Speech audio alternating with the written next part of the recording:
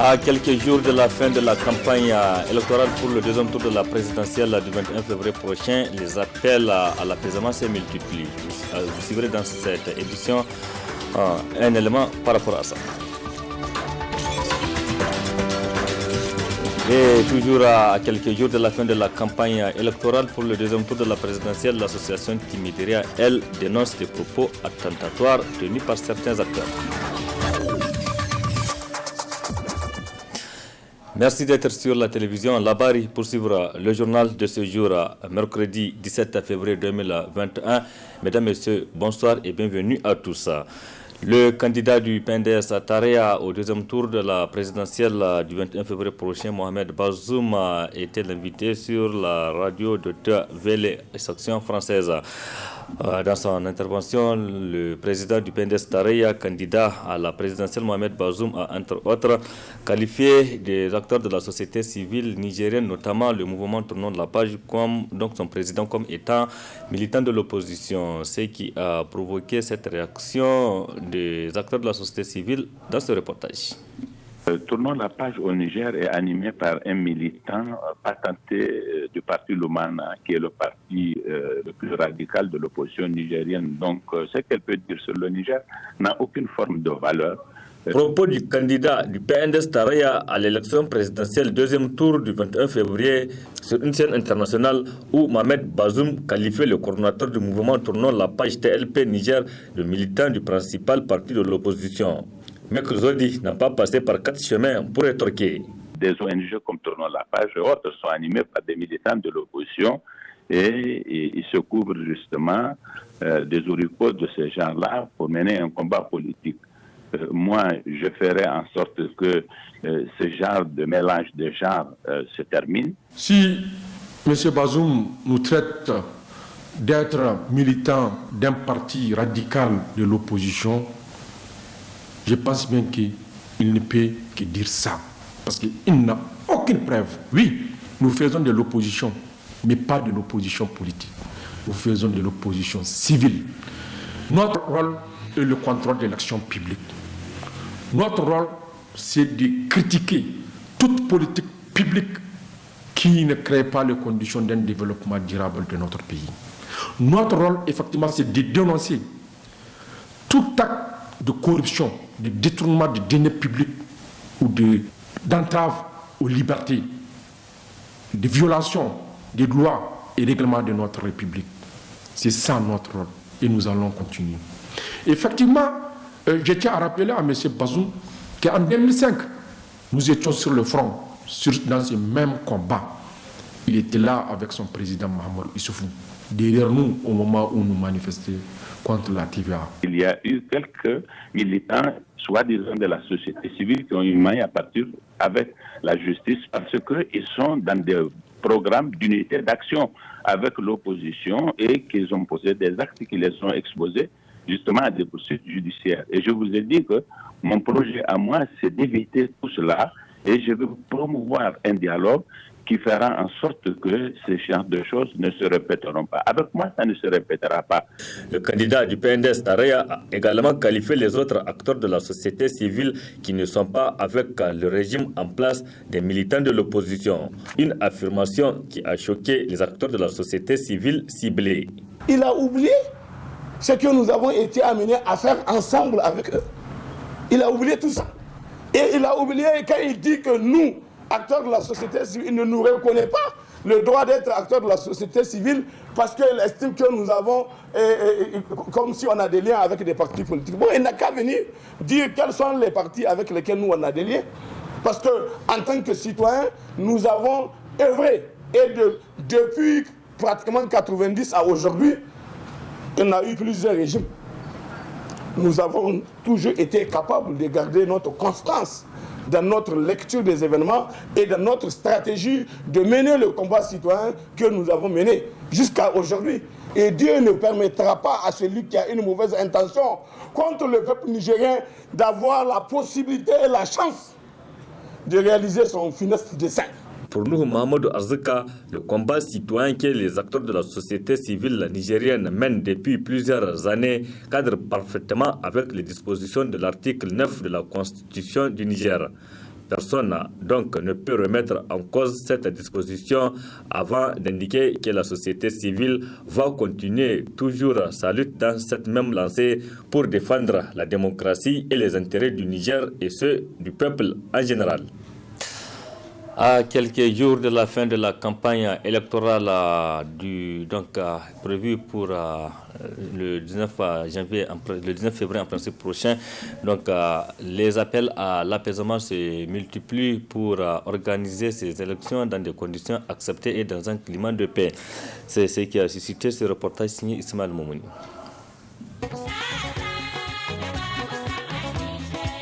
Terre d'accueil et d'hospitalité légendaire, le Niger dispose d'une multitude d'ethnies qui vivent en symbiose. Ce brassage culturel fait du pays un havre de paix.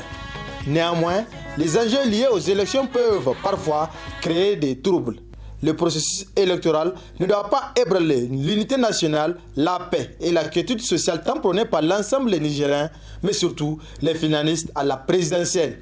Je lance un appel à tous les citoyens d'aller à leur bureau de vote et de voter. C'est un acte important par lequel on affirme sa citoyenneté en effet. L'important, c'est que le peuple ait la possibilité d'exprimer librement ses choix, des choix conscients, des choix libres, des choix transparents, dans la paix, dans la quiétude. Au-delà des clivages politiques et du respect des valeurs culturelles, les Nigériens sont également des croyants. La paix, c'est ce que prônent toutes les religions. N'allons pas sur le terrain du tiraillement et de la contestation ou de l'affrontement. On sait bien que les choses ne pourront jamais marcher ainsi. Remettons-nous à Dieu et prions pour que chacun prie pour que Allah nous choisisse le meilleur. J'appelle aussi les militants qu'ils arrêtent toute cette campagne de haine, de stigmatisation et d'insultes. Ça ne peut pas grandir le Niger. Dieu est contre les injures. Notre bouche, notre parole doit être assaisonnée de sel et elle doit être remplie de grâce. Cela va nous permettre, même après les élections, de nous regarder dans les yeux pour se saluer en tant que Nigériens. Sans paix, pas de développement. Dès lors, il est donc impératif pour tous les Nigériens de faire preuve de maturité politique et de citoyenneté responsable pour des élections apaisées. Bannissons les conflits pour que la quiétude sociale perdure au Niger, car nous sommes tous des frères et sœurs d'une même nation. Toujours dans le cadre de cette élection du 21 février prochain, Ismaël Moumouni, l'association nigérienne qui lutte contre l'esclavagisme Timidiria a rendu public ce matin une déclaration à son siège. Dans celle-ci, cette association dénonce des propos qui sont attentatoires à la dignité humaine. Je vous propose de suivre le résumé avec Areta Sala et Issa Doudoumi. Appeler les acteurs politiques qui sont en campagne pour le second tour de l'élection présidentielle à éviter de tenir des propos qui portent atteinte à la dignité humaine, c'est le point saillant de la présente déclaration de l'association Timidria tenue ce mercredi 17 février 2021. La campagne politique du deuxième tour des élections présidentielles est caractérisée par des attaques basées sur des considérations attentatoires à la dignité humaine. Au lieu de développer leur programme politique avec un accent particulier sur la défense et protection des droits humains pour assurer le progrès social des citoyens, les responsables politiques et leurs courtisans sont tombés si bas en utilisant dans leur campagne des propos proscrits par notre Constitution et punis par la loi. En effet, le Niger est une république démocratique et sociale. Elle doit garantir l'égalité et la justice pour tous. En agissant de la sorte, l'association Timidria se demande comment ces acteurs politiques, une fois au pouvoir, pourront-ils éradiquer les pratiques esclavagistes et discriminatoires dans notre pays.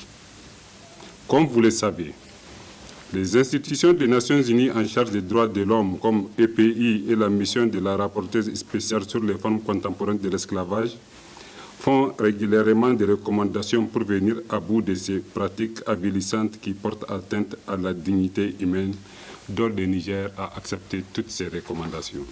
Un autre point développé dans cette déclaration est la question posée par l'association Timidria aux candidats à l'élection présidentielle pour savoir ce qu'ils prévoient dans leur programme pour combattre les formes de discrimination basées sur l'ascendance et les croyances sociétales.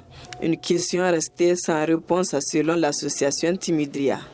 Le 2 décembre 2020, date commémorant le 71e anniversaire de la Journée internationale pour l'abolition de l'esclavage, coïncidant ainsi avec le lancement et l'ouverture de la campagne des élections générales 2020-2021 au Niger, l'association Timidria avait une inquiétude, celle du développement d'une idéologie de reproduction de l'esclavage. Raison pour laquelle Timidria a bien voulu savoir parmi tous les candidats à l'élection présidentielle ce qu'ils prévoient dans leur campagne politique pour combattre, voire éradiquer l'esclavage et les formes de discrimination basées sur l'ascendance et les croyances sociétales. Malheureusement, jusqu'à aujourd'hui, aucun des deux candidats à l'élection présidentielle de ce deuxième tour n'a répondu à la question. L'association Timidria va continuer à dénoncer ces pratiques d'un autre âge dans notre pays en saisissant les institutions nationales et internationales en la matière. Enfin, l'association Timidria demande à la population nigérienne de s'attacher aux valeurs républicaines, à l'unité nationale et à la cohésion sociale, tout en rejetant les idéologies divisionnistes, discriminatoires et esclavagistes. C'est au communiqué de presse de l'association nigérienne pour le civisme et la croissance ANDC, toujours relatif à l'élection présidentielle deuxième tour du 21 février prochain.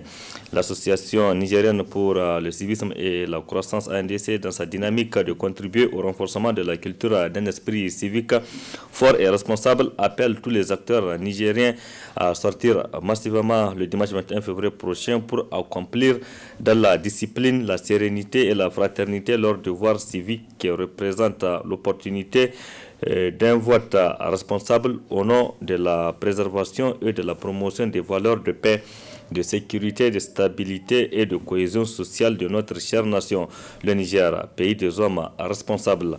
ANDC poursuit dans son communiqué: au regard du contexte actuel plein d'enjeux pour notre devenir commun, l'association nigérienne pour le civisme et la croissance ANDC invite tous les citoyens épris de paix et de justice sociale à renforcer les prières et particulièrement demande à l'occasion de la prière de vendredi prochain, jour saint de l'islam, la pratique de Kunut dans toutes les mosquées du Niger tel qu'enseigné par notre bien-aimé le prophète Mohamed, paix et salut sur lui, afin qu'Allah le Tout-Puissant bénisse ses élections et le choix du peuple souverain pour un avenir meilleur et radieux pour tous.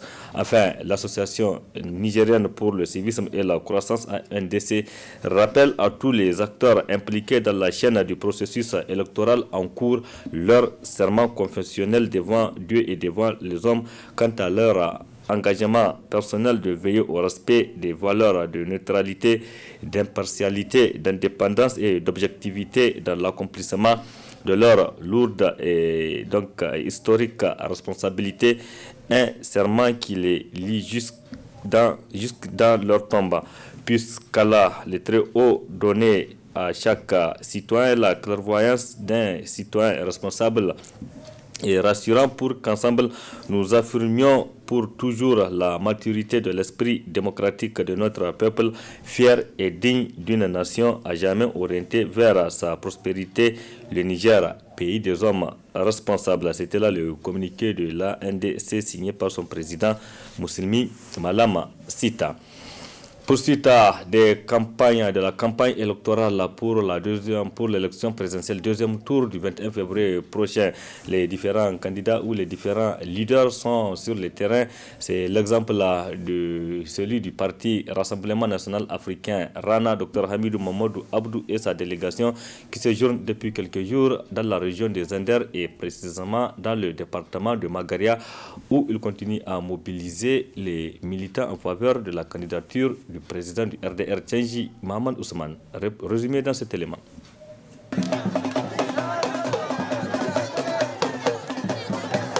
Après Difa, la délégation du Rassemblement National Africain RANA séjourne depuis quelques jours dans le département de Magaria, région des Anders.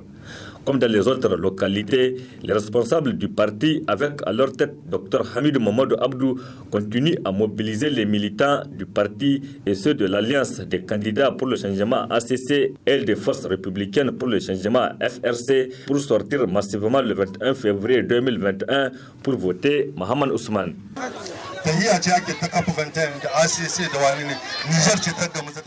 Je demande à tous ceux qui ont leur carte d'électeur de bien les garder. C'est ça votre arme pour le 21 février.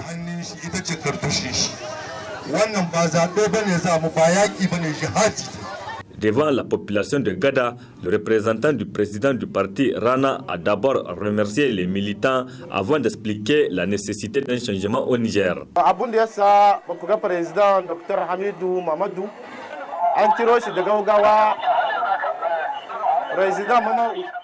le président Dr Hamidou Mamadou n'est pas avec nous aujourd'hui car il est avec Mohamed Ousmane actuellement. Ils sont en tournée. C'est pourquoi nous continuons la campagne avec vous.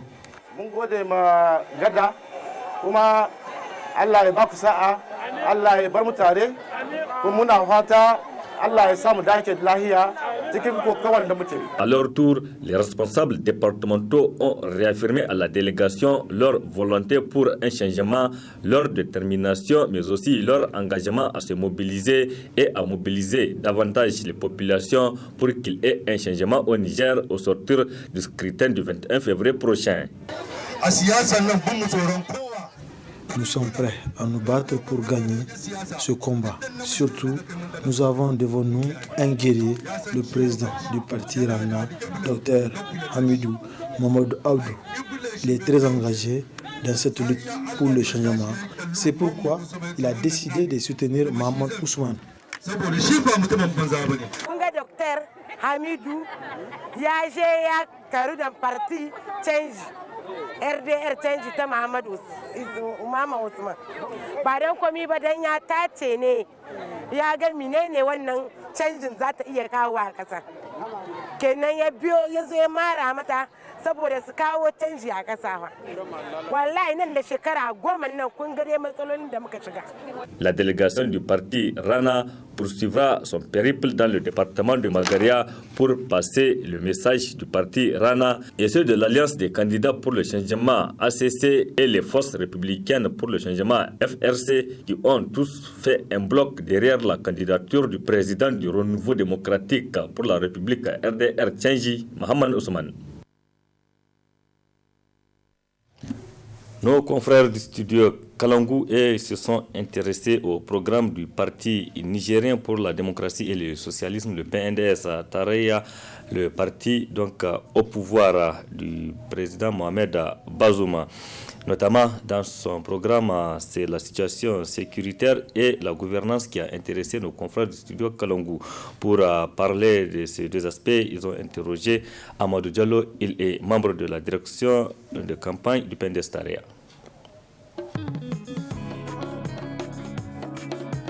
Les actions nouvelles vont viser d'abord à mettre en place un mécanisme de renforcement de la déontologie au niveau des médias. Parce que, comme vous le savez, des avancées ont été faites, mais nous constatons aussi qu'il y a beaucoup d'améliorations à faire, notamment au plan de la déontologie.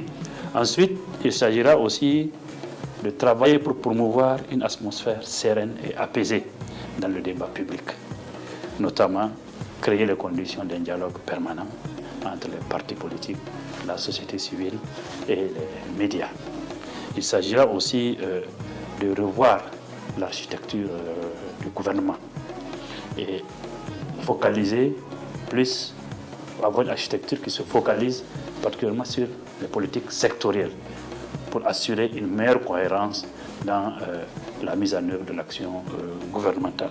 Et aussi un chantier très important, c'est la question de la corruption. C'est vrai que les actions ont été entreprises, mais c'est devenu endémique dans notre pays. Et là, le candidat Bazoum Mohamed voudrait combattre énergiquement la corruption à tous les niveaux de notre administration. à ce niveau, donc, les actions qui sont prévues dans le programme du président Bazoum sont d'abord le rehaussement des effectifs de FDS, un meilleur maillage, donc un maillage plus dense du territoire national en force de sécurité, de défense et de sécurité, et aussi le renforcement des capacités opérationnelles et de renseignement des forces de défense et de sécurité. Certaines actions nouvelles sont prévues. Opérationnalisation du WAF pour pouvoir aider les familles des FDS victimes, les familles victimes de cette sécurité.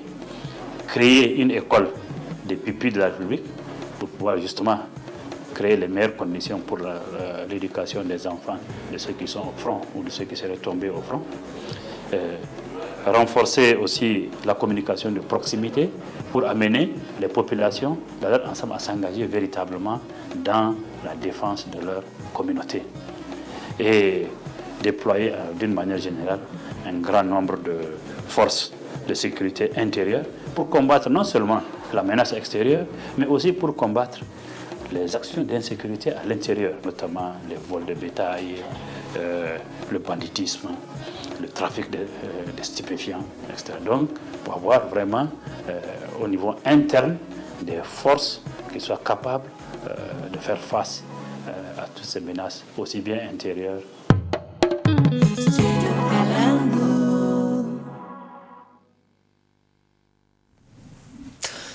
L'Institut de formation aux techniques de l'information et de la communication IFTIC a reçu ce matin la visite du coordinateur de TICA Niger. Il a fait ce déplacement pour aller constater les conditions d'études dans cet institut. Résumé avec Ismaël Moumouni et Cheb Guissou. Renouer les relations avec l'Institut de formation et technique de l'information et de la communication IFTIC, objet de la présence du responsable de TICA, une structure turque qui assiste la presse nigérienne. Le responsable de TICA a eu droit à une présentation de l'Institut qui d'ailleurs se réjouit. Donc j'ai pu examiner ces dossiers-là. Boyutunu bilmiyorum ama bu kurumla işbirliği yapmayı gerçekten arzuluyoruz ve istiyoruz. Je ne connais pas trop le détail, mais on voit que nous aussi, on aimerait beaucoup faire un projet dans ce genre de documents. Tabii ki biz görüşmelerimizi yapıp başkanlığımıza bilgi veriyoruz. Başkanlığımıza nihai kararı veriyor. Il dit nous on va faire aussi le nécessaire, c'est-à-dire on va faire les visites, les rencontres, on va prendre note pour soumettre ça aussi à nos supérieurs. Donc c'est eux qui ont la décision finale. Sayın Büyükelçimiz de bu kurumla işbirliği yapmamızı özellikle tavsiye ediyor. Il dit notre ambassadeur aussi nous conseille beaucoup de faire ce genre de projet. İnşallah güzel bir işbirliğine başlarız. Inch'Allah, nous allons commencer un bon partenariat. Des échanges riches qui réconfortent à plus d'un titre les responsables de l'IFTIC dans leur projet. On est venu pour s'enquérir de la situation. Effectivement, on a fourni un certain nombre de dossiers. On a travaillé avec l'ancien coordinateur. Et là, comme il y a un nouveau qui vient d'arriver, il voulait vraiment nous rencontrer pour voir les possibilités dans lesquelles on peut continuer notre partenariat et voir comment concrétiser les différents projets qu'on a soumis. Vraiment, nous sommes optimistes. Nous sommes optimistes pour cette collaboration que nous avons avec la TICA. Et j'ose espérer que quand même d'ici peu, qu'on ait réalisé au moins 2 des 4 dossiers qu'on a fournis. Le responsable de TICA a eu droit à une visite guidée en passant par la régie, la salle de montage, la salle d'informatique, le studio radio, bref, tout le coin et recoin de l'Institut. Et c'est le sourire aux lèvres que le Turc a quitté l'IFTIC. Comme chaque semaine, place à présent à notre rendez-vous de la semaine, la chronique juridique. Elle porte aujourd'hui sur le thème contrat du mandat et c'est un thème qui sera développé par le juriste Alfred Emmanuel. Il est également président du Raza Presse. Très bonne réception.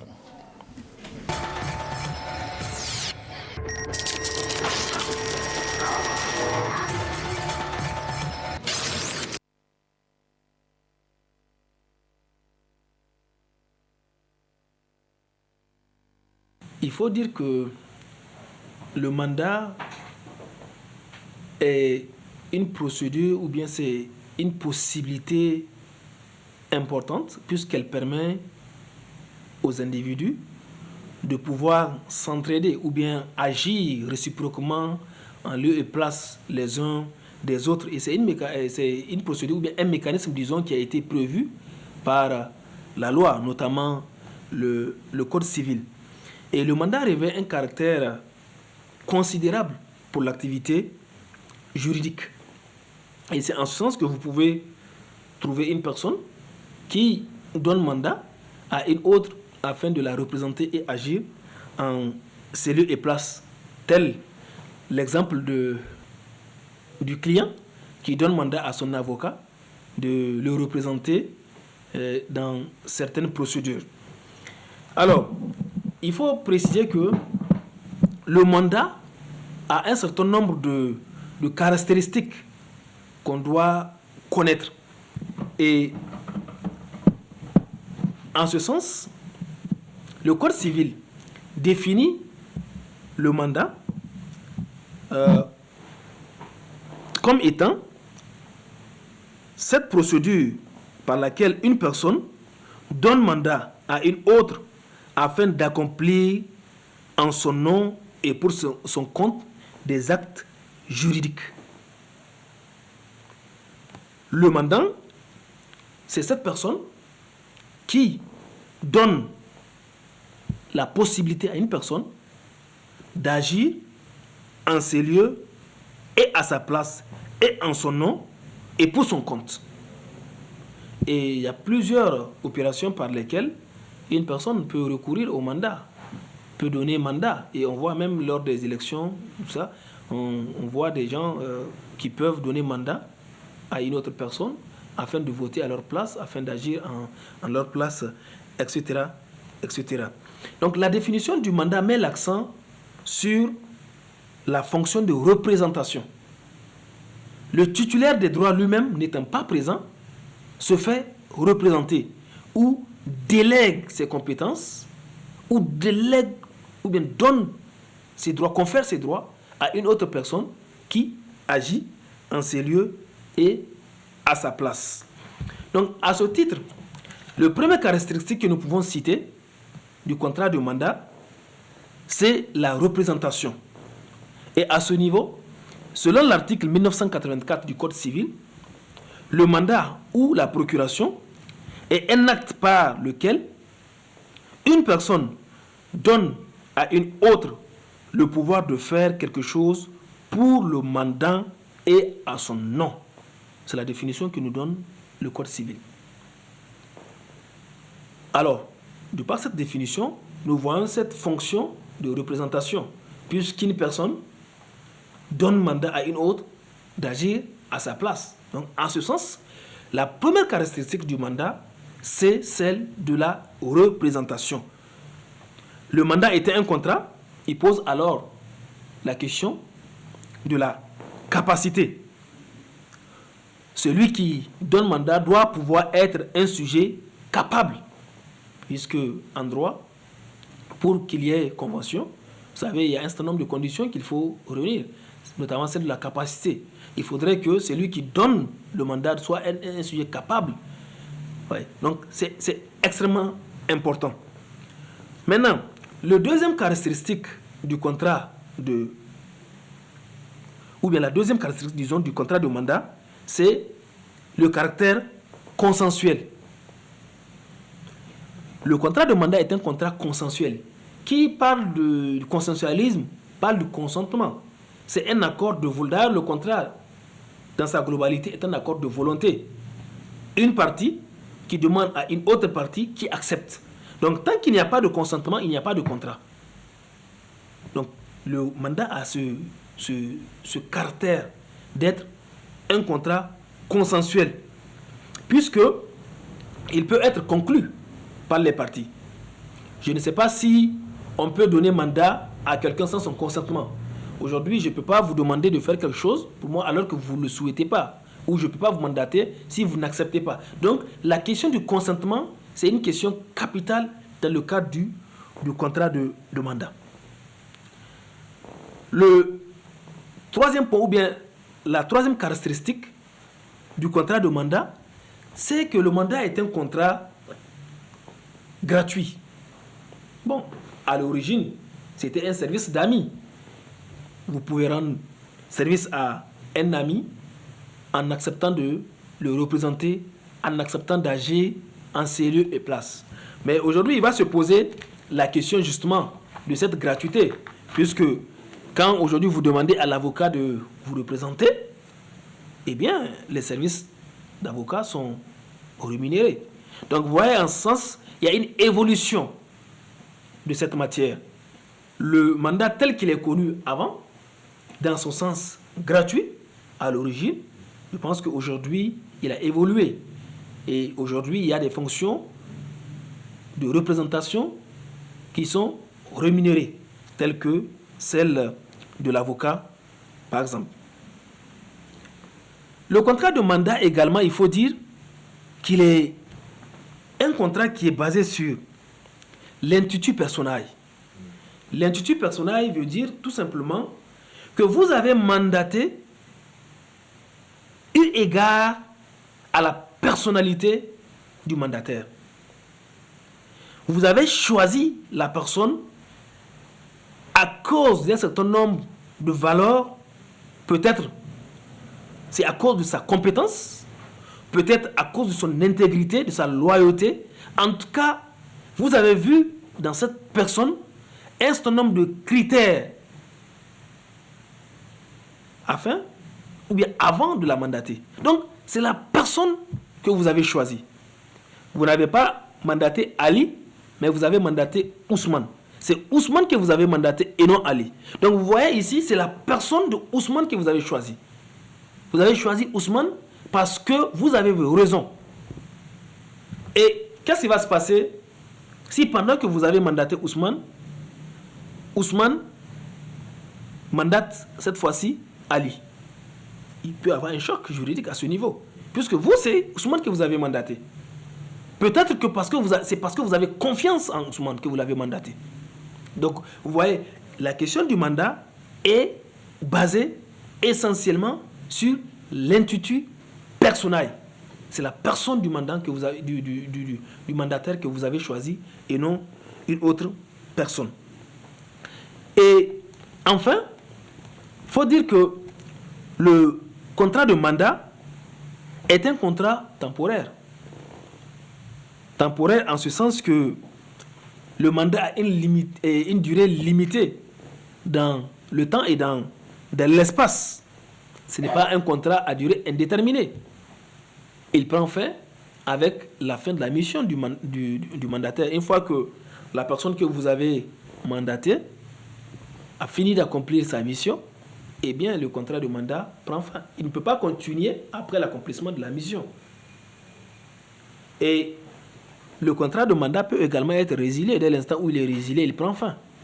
Donc, vous voyez, il s'agit là d'autant de caractéristiques qui représentent le contrat de mandat. Donc, pour récapituler, nous avons dit tout simplement que le contrat de mandat est un contrat de représentation 1. Dans le mandat, une personne se fait représenter par une autre. C'est le premier aspect. Le deuxième aspect du contrat de mandat, c'est un contrat consensuel. Il y a le consensualisme qui intervient. C'est un accord de volonté entre les parties qui s'entendent. Il n'y a pas de mandat imposé. On ne peut pas vous imposer de représenter ou d'agir en lieu et place d'une personne sans votre consentement. Dès l'instant où on le fait, on a biaisé, on a violé votre droit de consentement, eh bien on suppose que ce contrat il est frappé d'invalidité. Parce que selon les conditions de validité du contrat, il y a la question du consentement. Un contrat qui est donné en violation du consentement ou bien sans le consentement est un contrat invalide et un contrat nul. C'est pourquoi la question du consentement est importante dans le contrat de mandat. Et troisièmement, c'est un contrat gratuit comme nous l'avons dit. Logiquement, à l'époque, mais aujourd'hui, ce contrat a évolué tel que la question de l'avocat dont nous avons fait cas tout à l'heure pour devenir aujourd'hui une fonction rémunérée. Le contrat de mandat, c'est un contrat basé sur l'intuitu personnel. C'est le choix de la personne, c'est la qualité de la personne, ce sont les compétences de la personne, peut-être qui vous ont déterminé à choisir cette personne. Et enfin, le contrat de mandat est un contrat temporaire, puisque le mandat prend fin avec la fin de la mission, ou même que le contrat de mandat peut être résilié. Une fois qu'il est résilié, il n'existe plus. C'est-à-dire que le mandat est fini. Donc voilà ce que je peux vous dire sur les caractéristiques du contrat de mandat.